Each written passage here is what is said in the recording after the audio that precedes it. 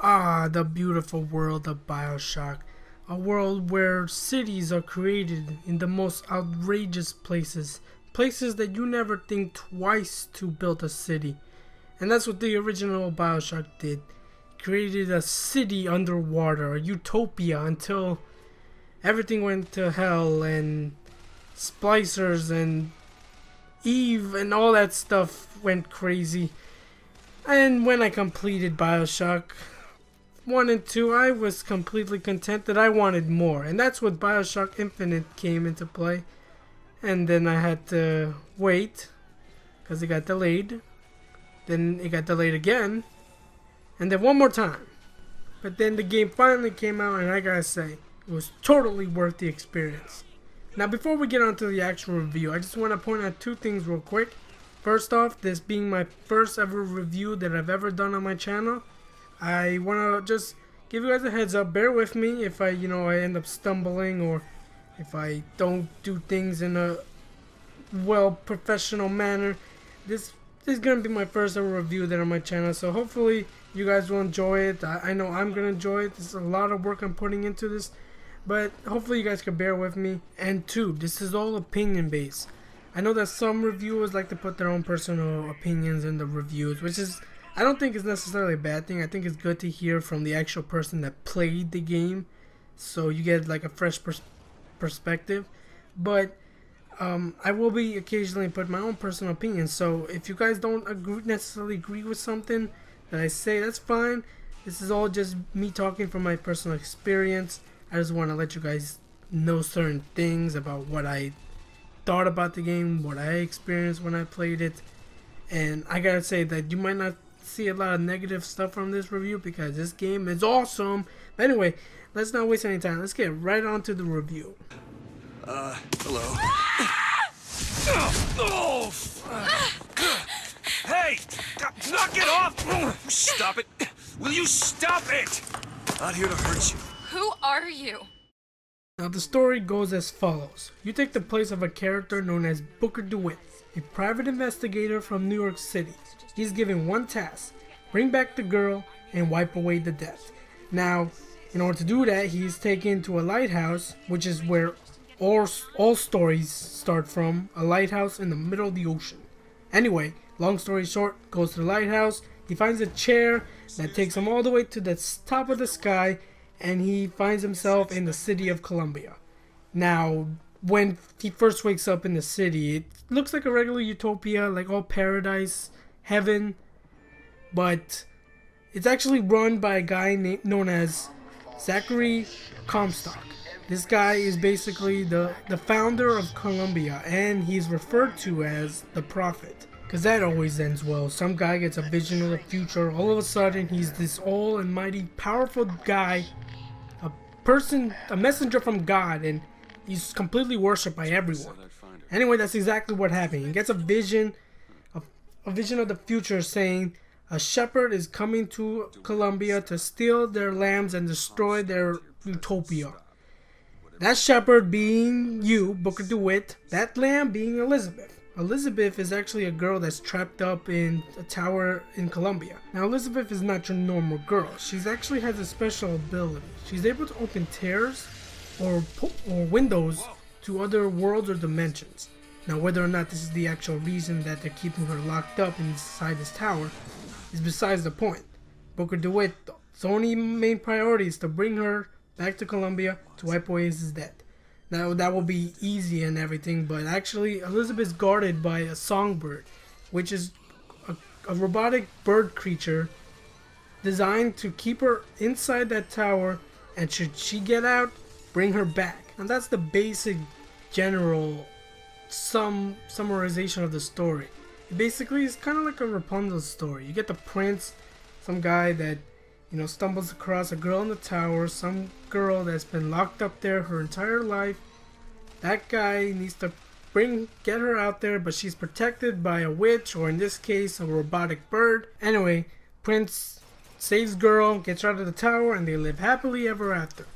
Now, Bioshock, while it does seem to take that kind of route, that Rapunzel story route, it definitely does not stay true to it, which is completely good and fine, because Who wants to hear a boring Rapunzel story? So in order to make this story much more exciting, there are a bunch of hiccups across the way, across the path to getting Elizabeth out of there, because, you know, it's not going to be as easy as getting Elizabeth out of the tower and then bringing her back to New York. No, because not only do you have Songbird and Comstock against you, got the entire city, the entire people of Columbia against you, because like Comstock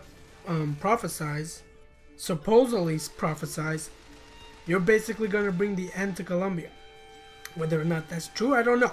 But the main factor is Elizabeth is a huge asset, or is of some importance to Comstock and to Columbia. What that is, you'll eventually find that out. I'm not going too much into it because I might get into spoilers. No, I will get into spoilers. But overall, I think the story of Bioshock is great. It does that thing that I really like in storytelling. It goes that linear path, you know, that straight path where you think it's just a regular story. This is how it's going to come out. And then you cannot believe the confusion. The story goes on a complete tangent. It goes some zigzags along the way. It takes a complete circle, driving you insane. But that's what I like about the Bioshock story. So without going too much spoiler, it does take that confusing route that you will scratch your head until you bust to your brain. But I love that. I really like when a story just you cannot predict what's going to happen. Like, you will always be surprised. And if we learned anything from the first Bioshock, is that there will always be a twist.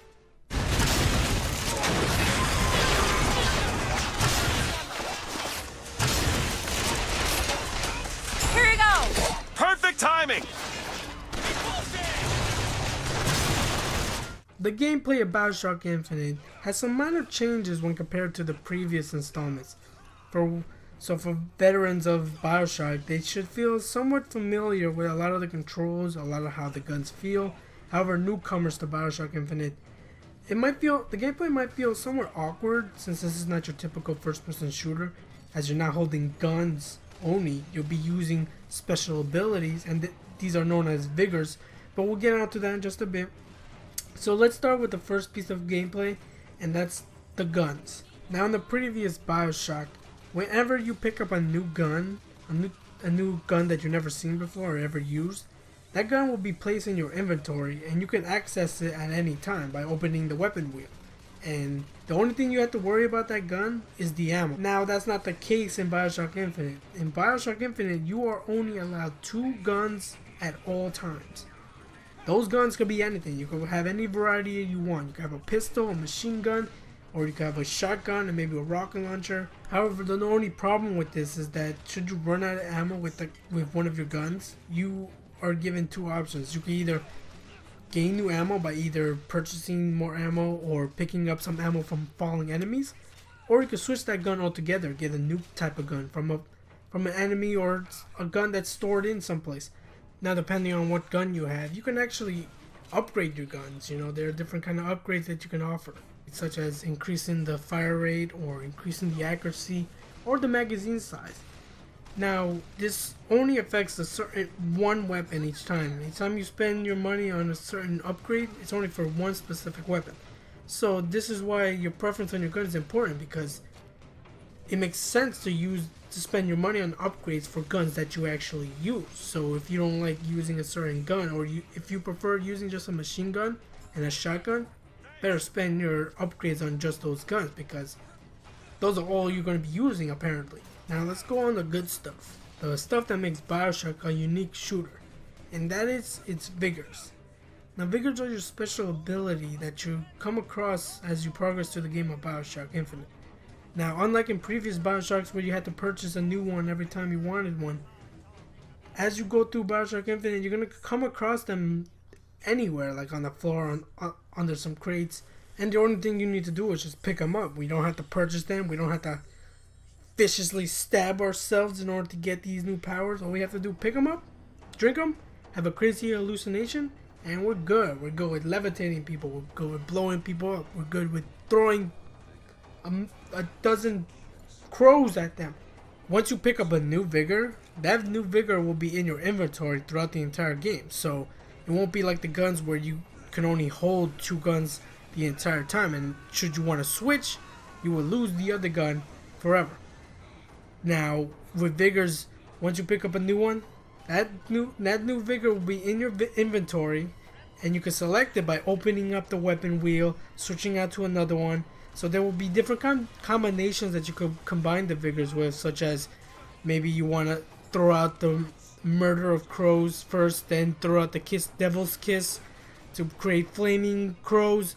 There's a lot more combinations. Those are the only few I could think of. But the point is that every new vigor that you come across, you won't lose it. So you won't replace it with another one. You're just going to keep it in your inventory. Now the only thing that's similar with vigors and guns is the amount of times you could use it. There is a cost when using vigors.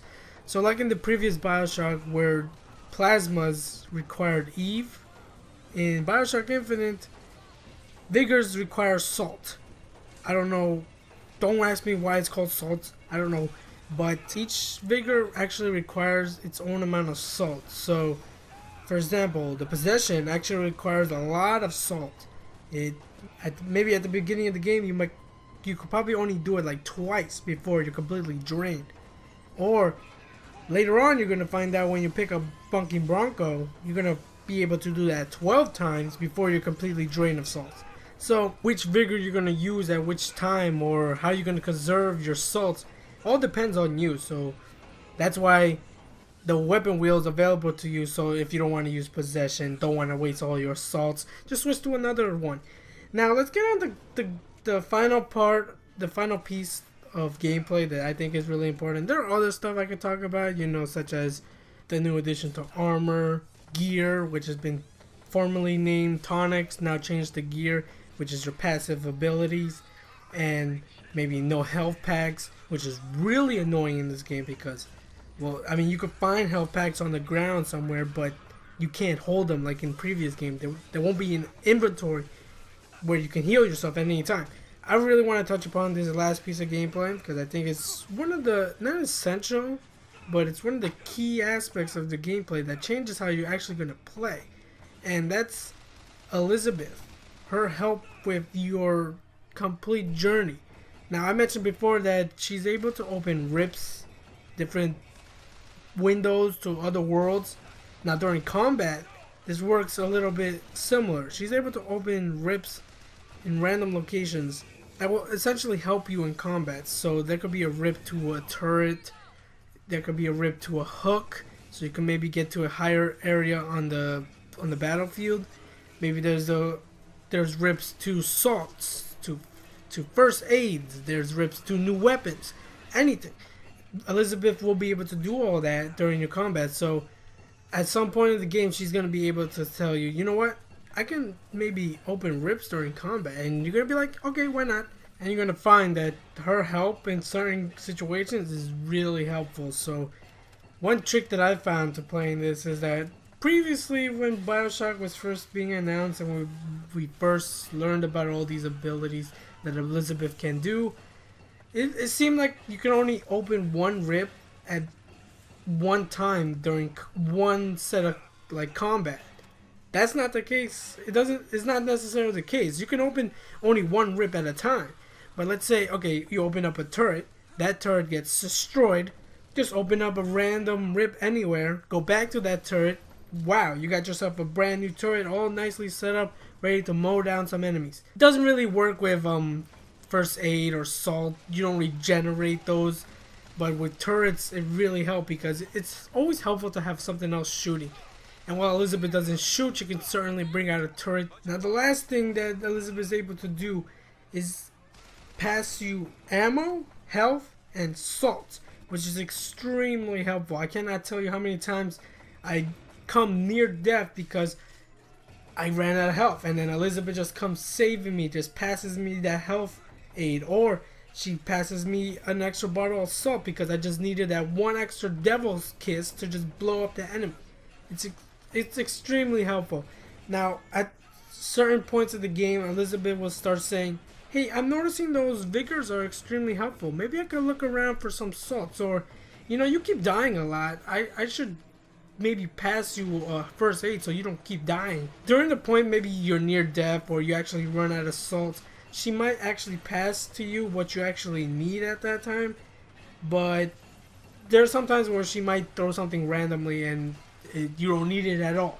Or one thing that you might want to keep in mind is that it does take her a while to find something. So if she passes you something, don't expect to get something immediately right after. It might take her maybe 5 minutes to get something else. She will tell you that I'm still looking for something, so hold up, please don't die on me.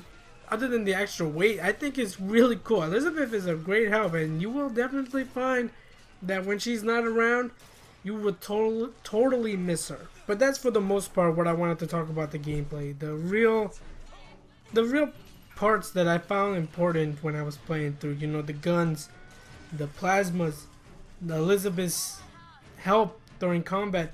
All of that I think is extremely important. Now, like I said, I could have touched upon something else, such as the gear that you use. In previous Bioshocks, tonics were important. I mean, you could equip a bunch of them, and a lot of them actually help. A lot of them saved you some of the Eve that you actually use for your plasmas, or some kept you alive. In gear this time around, I didn't find it as much helpful. Some of them were actually completely useless. Like, how many situations are you gonna find yourself on a skyline shooting someone or even punching someone? Those situations don't happen a lot. So I found some gears to become all but useless. There are some good ones, don't get me wrong, but a lot of them just seem really bad, and the whole concept of gear, it just felt not unneeded, but it just didn't seem that important. So I mean, equip the ones that you find important, and then that's it. Don't touch upon it. Don't even mess around with it. I mean, if you want, play around with it, but I found it to be all but useless. But I guess that was my little touch upon gear. I didn't go too much into it, but I think for the most part, you just don't generally have to go deep into it.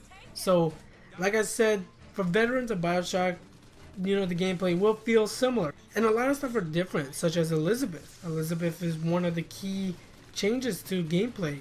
She's able to assist you, able to bring out certain objects, turrets, more ammunition. She's able to keep you in stock with ammunition, keep your health up, keep your salts in check. All of that changes the gameplay, and every one of those things can be different for someone else. I mean, someone could prioritize over just guns, or someone will really love their plasmas and just want to electrocute things. So overall, the gameplay for Bioshock is still excellent. Bioshock really did change the way a lot of first-person shooters are played. No longer are we just shooting people, hiding from cover to cover. We are now able to blow people up with our magical hand. Do anything with that one hand. Electrocute people, send crows, send a fireball. Absorb a bunch of bullets till you could absorb it into one giant ball and then throw it at them. But the main thing is that we're still able to do that first-person shooter thing that we all love. Grab a gun, shoot people up, but at the end of the day, we're still having a good time. Miss Elizabeth. Hello. Oh, this is wonderful. Oh, come dance with me, Mr. I DeWitt. don't dance. Come on, let's go. Why? What could be better than this? There's no doubt that Bioshock is a beautiful game, with its environment, with its buildings, its characters. Everything about it just makes you know that that's a Bioshock game. In the first Bioshock, we were given glimpses of a city underwater, a utopia underwater, and we were able to explore that utopia. Now granted, our exploration was kind of limited because we were underwater, though we did get a little bit of that in Bioshock 2 when we were able to travel the water as a Big Daddy. But this time around, instead of water, we got air, we got the skies. Now, first glimpse of Bioshock Infinite, the city of Columbia. You get glimpses of buildings, you get glimpses of people, streets, everything that will be in the street, like little benches, trash cans, people selling food. whatever, but every now and then you get a glimpse or a hit of reality that you know you're in the sky, you're not on the ground. So every now and then you will see little blimps coming by, passing by with people on it. Maybe people are singing, you see some messages. Maybe every now and then when you're walking down the roads will connect to each other because they're in the sky. So each road is moving on its own. Each land, each part of the city is moving in the air. And you will definitely get this feeling when you're on the skyline. You know, I know every now and then, for me, I like to go back and forth on the skyline to, you know, check out the scenery, because the city of Columbia is beautiful. You know, it doesn't have that underwater feel. You're not feeling trapped. You know, sky really is the limit in here. Well, granted, it's a video game, so there's certain parts of the game where we can't explore, but we're still able to observe, you know, look around areas that we can't normally access. We can't really access part of the game, but we can still notice some things, you know, notice some people talking, notice some events going on, the little things, you know, the things that just make you say, wow, that's awesome. That's actually part of this game, and I never noticed that until I actually took the time to look over there. But when talking about sound of the game, the music of Bioshock is still as it should be. You know, we get that old-timey music, the music from the late 1800s. You know, as you're exploring Columbia, you're gonna be just walking down. You're gonna hear maybe certain music play off. Maybe every time you step into a new shop or someone's house, you might hear a record playing of an old music from back in the day. I think that kind of little bit of music is really great, and it does exactly what Bioshock did. You know, in the previous Bioshocks, we got that music every time we walked down a different area. There will always be some old music from the late 1800s playing, and as we're playing, we have to realize sometimes that, you know, this is the past. Like, we may have like supernatural powers, and this may feel like modern time, but no, most of this is just old times. You know, there are records everywhere.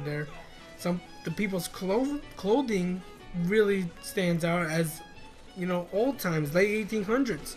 That's why I really like those little bits of music, because a lot of us didn't live around during the late 1800s. I really don't think any of us lived around during that time. You have to be like over 100 right now, but those little bit of music just helps us, a lot of us, feel or live during that time, because the music is great. I mean, granted, it's not like what we're used to right now, but for the feel of Bioshock, it really fits the game perfectly.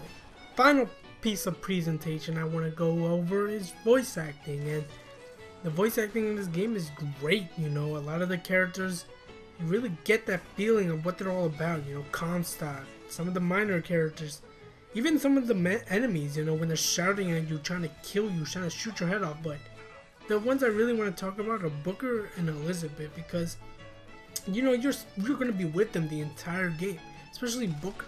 Booker is the kind of guy that's kind of like tough, you know, he's really set on getting the task done. He has this big debt, and it's obviously important to him, otherwise he would not have gone through all this mess just for one little debt. So obviously this is important. Bringing Elizabeth back is essential for him to wipe away the debt. Now we see the kind of toughness and kind of what makes Booker the way he is as the game progresses on. Like, you know, his experiences at the war, his dealings with his job right now, his interaction with Elizabeth, all those things make up his character, and we see kind of the toughness go away and kind of his soft side when he meets Elizabeth. You know, Elizabeth is the girl that she's been hidden her entire life. She's been locked away in that tower, and the moment they escape, you know, the first thing Elizabeth does when she's out of the tower, she dances. She finds a group of people with music playing, dances with them. And the first thing Booker does when he finds her is tears her away, and she doesn't want to. She doesn't want to leave. She wants to stay there, dance, and get to enjoy this new world that she's never experienced. So as you progress on, and you know, you walk around certain areas, maybe you stick around in certain areas, Elizabeth will interact with the background. You know, she'll try to pick up a medicine ball, what looks like to be a medicine ball. She'll pick up a rock and toss it across the ocean. She'll eat some kind of candy. She'll give you little facts about certain objects around the environment that you're in. Those little things that make up her character. She you know, she's well educated. She obviously has read a bunch of books. She's pretty smart, but she has no experience with the outside world. So I really like that interaction with Booker and Elizabeth. Their little conversations. You know, the little things. It really is the little things in video games that just really make up the game. Like, these little interactions with Elizabeth, with the background, with Booker, his conversations with Elizabeth, those stuff, that's what makes the character's development. That's what makes the voice acting so superb, so well done.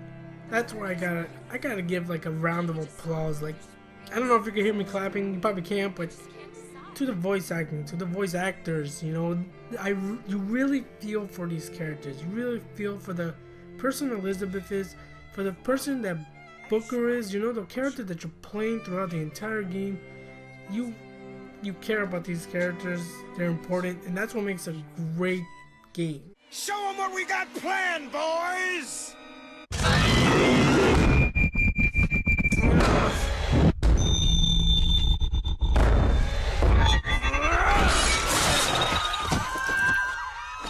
Overall, Bioshock Infinite is a truly amazing game. It stayed true to what many Bioshock fans really loved about the original.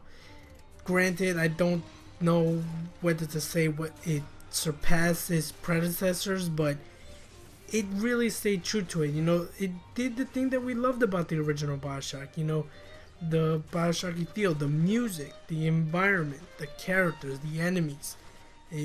It did a lot more to what the character we were about, because in the previous Bioshock, our main character didn't talk at all. And in Bioshock Infinite, you know, we learned more about the character, who we are. He was allowed to express himself. He expressed himself against other people.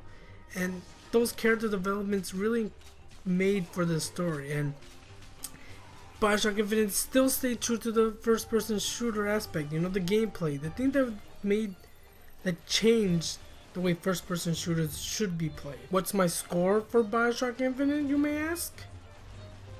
I don't score anything on my channel. Tough luck. Or tough love, whichever. But I don't score anything on this channel. If I had to score, it will be... Well, I don't score anything on this channel. I just said it out of 5. Thank you. But I will say this about Bioshock Infinite. If you like first person shooters, if you played the original Bioshock and have not yet tried this out, go try it out, because Bioshock Infinite really is an amazing game. It really is. I don't know how many times I say it, but it's great. You know, Bioshock all the way. I gotta stop talking now, but I love it. You guys should definitely try it out, and I can't now wait to experience more of this as the first story-driven DLC comes out later this year. But this has been a Secret Shadow Society review. Thank you guys so much for watching. Better home awaiting in the sky, in the sky. Hey guys, what's up? Welcome to another Final Say, and this is pretty much 30 minutes into this video. This is quite a long video, pretty long for a review, but hopefully you guys enjoyed it. It is the biggest amount of work I've ever had to do on a video. Much more. I thought I put a lot of work on the Mass Effect Achievement Guide for the last DLC, the Citadel DLC, but no, this is a lot of work. I don't know if I could do this more than once, but hopefully you guys enjoyed it. If you guys are watching till this long, you're hearing me right now, I love you. Like, I thank you. I will bow down to you, give you an internet hug, internet high five, all the internets I could think of. even go a little dirty if I need to, but I just really appreciate if you guys have watched this far. And if you guys didn't, for those that didn't, you wouldn't be hearing me, but I appreciate at least the thought, you know, at least try to get at least maybe what, 10 minutes, 5 minutes, 18 seconds, who knows. But if you guys have reached this long, thank you again so much. But this is Final Say, so let's start recommending some videos. You know, you just watched the Bioshock Infinite review, my first ever review. So if you can, give me some feedback. But let's start recommending some videos. If you guys did enjoy this, why not on the left, go check out some of my Borderlands 2 Let's Play. It was pretty fun. I'm still not done with that. This is the DLC for Tiny Tina's Assault on Dragon's Keep. That would be the first part, so you guys want to check that out. I think it was a pretty good DLC so far. It's really, really hilariously fun. But yeah, so if you enjoyed Bioshock, I think you'll enjoy Borderlands 2. It's a really good game. On the right, we got some Persona 4 Arena action, some fighting game goodness, which is something I like to do on my channel. I love fighting games. Despite how terrible I can be, all the saltiness that goes into playing online, I enjoy it. So that was the first part. I did not upload the second part due to a rendering issue, but it's in the works, and it's gonna be on a brand new topic, not completely new, like game changing new, like something that actually happening in Persona 4 Arena. No, just something that's happening to me personally, because I talked about in that video when my experience completing Persona 4 Golden, because that game was amazing. It was fun. I love Persona 4, and I think what I'm going to talk about in part 2 is the anime now, because after I did the online failure, I bought the anime, and it's just as good. It's even great. It's even better because you had no personality in the game. None. You had to build his personality. He was you. No pun intended. But in the anime, you actually has feelings. He actually has a persona. No pun intended again. He's actually a person in the show. So he's actually able to talk, and some of the things that he says you could reminisce about sometimes playing the game. But hopefully you guys will watch that first part, and if you guys enjoyed it, stay tuned for the second part because it will show up. One more thanks for again watching this far. If you guys even are here, thank you so much. You guys deserve a thumbs up, a favorite, a subscription. I don't know what I could do. I can't do anything for you, but all I can do is thank you so much for watching this far. Anyway, if you guys did enjoy this extremely long review and my little yapping on about certain videos that I want to recommend, please hit that like button. Also leave a comment down below and subscribe for more videos. I really do appreciate it. It helps me out tremendously. Anyway, I want to thank you all so much for watching. Have a good day, and I'm gonna catch you guys later. Peace.